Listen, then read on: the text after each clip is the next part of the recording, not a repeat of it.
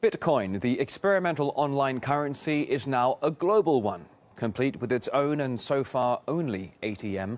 The first machine has been set up in a cafe in Vancouver, where people can exchange digital money for physical cash.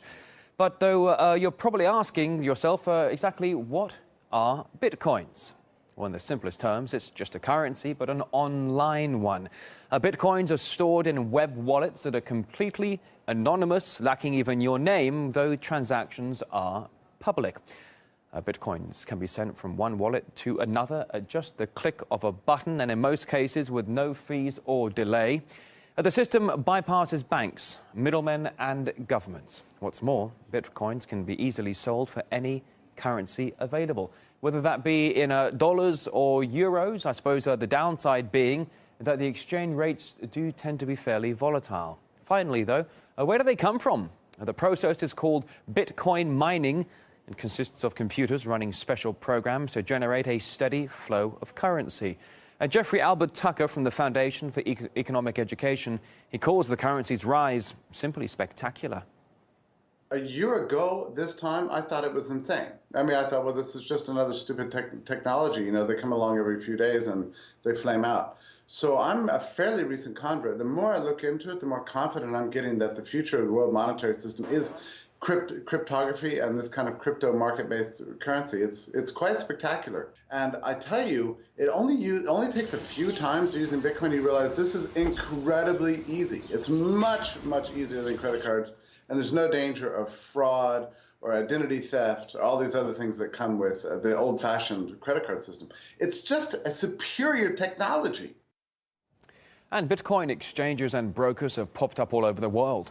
Even China's largest search engine now accepts payments in the digital currency. And we were also told it could well become the dominant legal tender. Really, it's formulated to be an alternative currency, and there's no reason why it can't itself become a means of a calculation. So you could do your accounting in it. In fact, people do this all the time. And you can enter into the Bitcoin ecosphere and live a wonderful life, meaning that you can bypass government currency entirely. The U.S. is now restricting what's called money exchange businesses. So there's so much high costs associated with ATMs. It doesn't surprise me that it started in Canada rather than the U.S. The U.S. will lose out if it continues this trend towards regulating cryptocurrency. Now, it may be popular and in demand, but Bitcoin has had more than its fair share of controversy and turbulence. Money laundering concerns and shady online activities have sent its price soaring, collapsing, and then recovering all over again.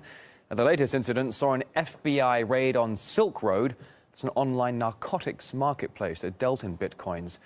Mitchell Demeter, the chief Bitcoin officer at Bitcoinit, he talked to my colleague Kevin Owen. We've got anti-money laundering policy in place where we limit users to $3,000 per day. Every transaction you make is recorded on a public ledger.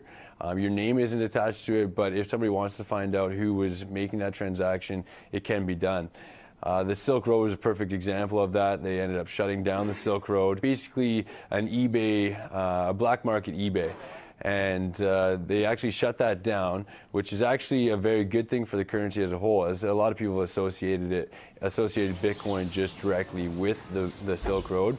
And so since it's been shut down, the currency did dip about 10% for about 12 hours. And since then, people have realized that it's not just about the black market, and it's actually a legitimate currency, and it's actually gone up about 100% since then.